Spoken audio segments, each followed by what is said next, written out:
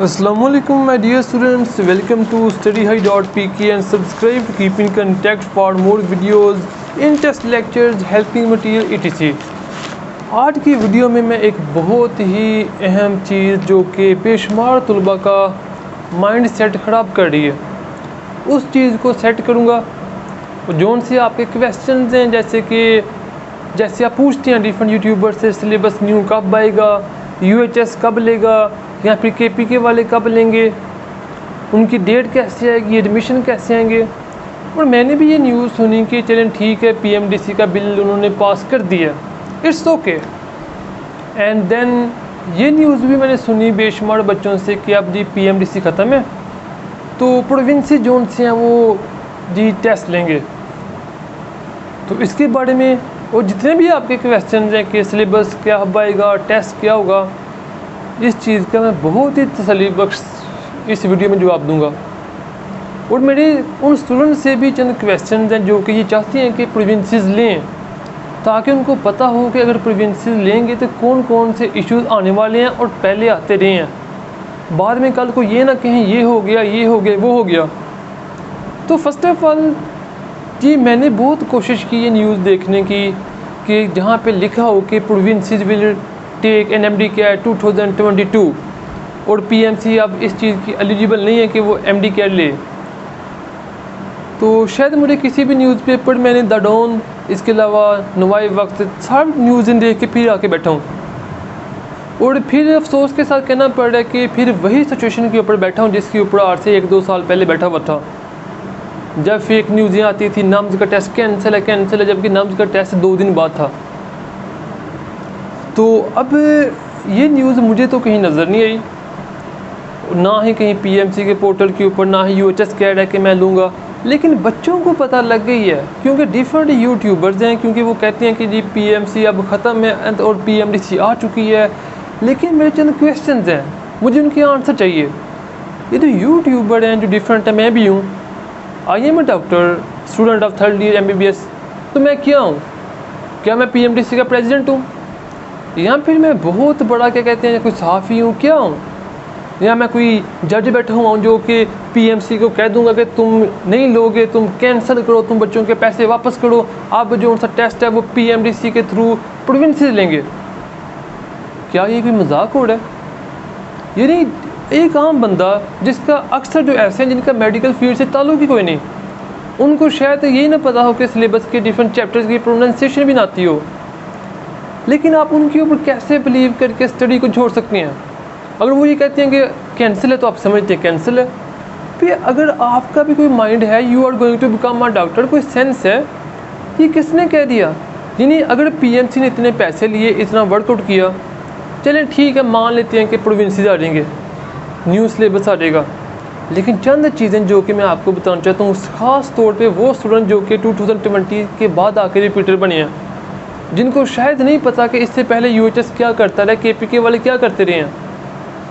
2017 में paper leak होते हैं, यूएचएस के पेपर लीक होते हैं। सबसे ज़्यादा चीटिंग जोन से ये रिटन पेपर में होती है, जो कि मैं जब 2019 में मैं खुद बैठा हुआ था तो मैंने खुद देखा है अपने बच्चों को सामने ऐसे करके देखते हुए चीटिंग करते हुए। और बल्कि मैंने एक MCQ की चीटिंग नहीं की, मेरे नेक्स्ट मेरा दोस्त बैठा हुआ था, रोल नंबर इकट्ठे थे, उसका इंग्लिश का पोर्शन टोटली रह गया था, उसके 20 के MCQ मैंने लगवाए थे। अब मैं कैसे कह सकूँगी यूएचएस का जो उनसे ये जो एग्जामिनेशन सिस्टम है ये रिलाइएबल है, लेकिन मैंने एक MCQ की चीटिंग नहीं की। यहाँ पे चीटिंग होती है, यहाँ पेपर जो उनसे लीक होती हैं। एक डॉक्टर एक पीरियड की तनख्वाह 1 लाख होती है मैक्सिमम एक पीरियड की, इस तरह से कोई डॉक्टर उनकी पे इतनी नहीं होती। हाँ जिनका बिजनेस से सेटअप है वो ठीक है, उसको 50 लाख मिले, 1 करोड़ मिले, वो कभी भी पीछे नहीं हटेगा। तो बाद में ना कहिएगा कि हमारे साथ जाती हो गई है, पेपर लीक हो गया। दूसरी चीज़ जो कि मैं स्टूडेंट से क्वेश्चन है, यूएचएस के जितने past MCQ and past paper हैं टू द पॉइंट बुक की लाइन्स हैं, शायद आप नहीं जानते, लेकिन मैं आपको बता दूं कि जो उनसी मिस्टेक है, जो मैकेनिज्म ऑफ मसल कंट्रैक्शन है फेडरल के ऊपर, इसके अलावा आपकी बुक के ऊपर, केपी के ऊपर, एक गलत दिया हुआ है। मेजर कंसेप्ट ATP हाइड्रोलिसिस का, रिगर मार्टिक्स का थोड़ा सा चेंज है, रियलिटी में ऐसा नहीं होता, थोड़ा सा डिफरेंट है। अब बच्चे ने तो सेम उसी को लाइन मार के आगे आना है ना, कंसेप्ट के बगैर टू द पॉइंट रट्टे लाइनें मार के बच्चे आगे आ रहे हैं, उन्हें कुछ नहीं पता होता कि क्या चीज़ है। तो इस टेस्ट की बेस के ऊपर जो उनसे बच्चे आते हैं आगे फिर डिप्रेशन का शिकार होते हैं, जब इतनी इतनी बुक्स को वो रट्टा मारने की कोशिश करते हैं फिर नहीं बचता, फिर वो डिप्रेस होते हैं, अच्छे डॉक्टर पैदा नहीं होते। खैर ये तो ठीक है, रट्टा मरवा लें, पंजाब की बुक से डालें, ये कोई इशू नहीं है। लेकिन जो मेजर इशू है वो ये है कि जब अभी तक किसी न्यूज़पेपर के ऊपर न्यूज़ नहीं आई कि प्रोविंसेस लेंगे, और PMC to the point court के आगे जाकर ये अपील कर सकता है कि हमने इतना कुछ किया, सेटअप किया, रोल नंबर इशू किए, तमाम काम कर दिए, इतनी फ़ी ले ली, सब सेटअप है, अब ऑन द स्पॉट ये काम कैसे हो सकते हैं? अगर मैं जाता हूँ अदालत के पास कि ये ऐसा गलत है, अब सिलेबस चेंज होगा तो बच्चे फिर जाएंगे ना, तो अदालत भी कोर्ट भी कभी भी इस वक्त प्रोविंसेस को ये चीज़ करने की इजाज़त मुश्किल नहीं दे सकती। ये एक मेरा व्यू पॉइंट है। लेकिन अगर कोई न्यूज़ आती है, अगर कोई कोर्ट से कोई आता है कुछ तो बंदा कहता भी है, जब कोई न्यूज़ नहीं, कुछ है नहीं, आप यूट्यूबर के ऊपर कैसे बिलीव करके स्टडी छोड़ सकती हैं कि पेपर डिले होगा, पेपर डिले होगा, न्यू सिलेबस आएगा? कैसे आएगा भाई?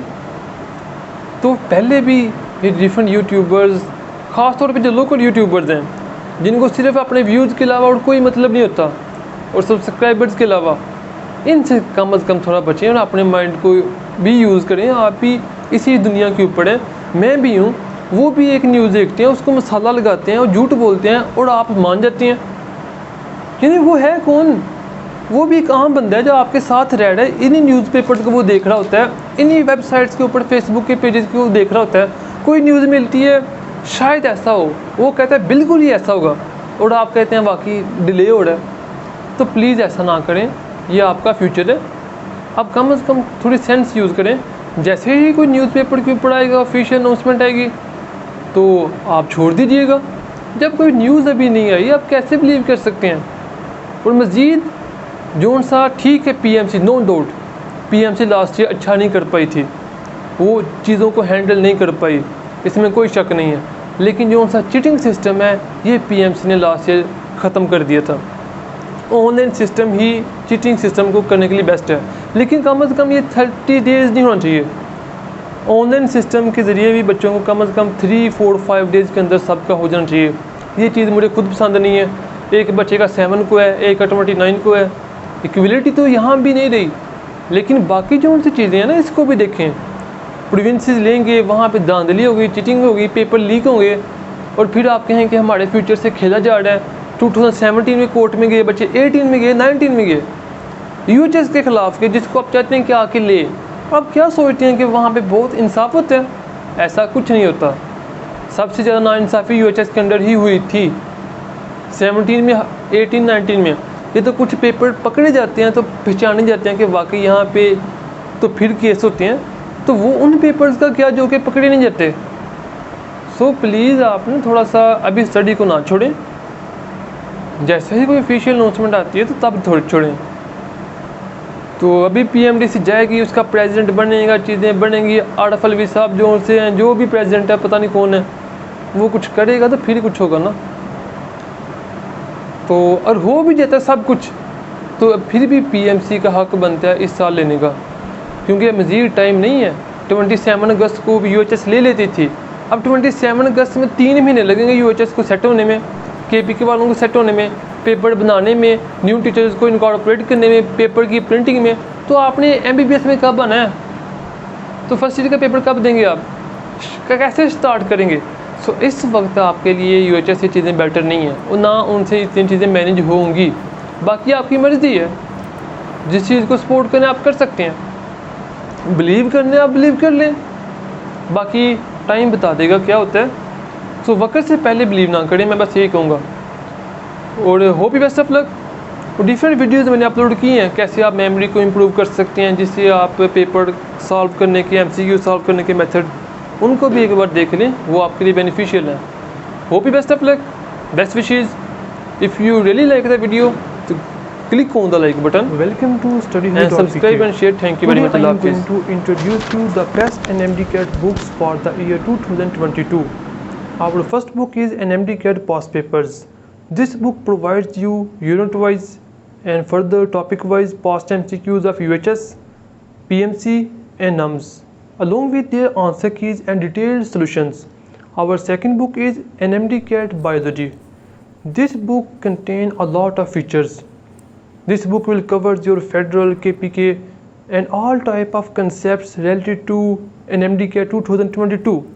Best book for quick revision, and a very fascinating and best feature of this book is conceptual MCQs, data written in yellow background. These MCQs will enhance your long-term memory. And our third book is NMD CAT Chemistry. You can order our best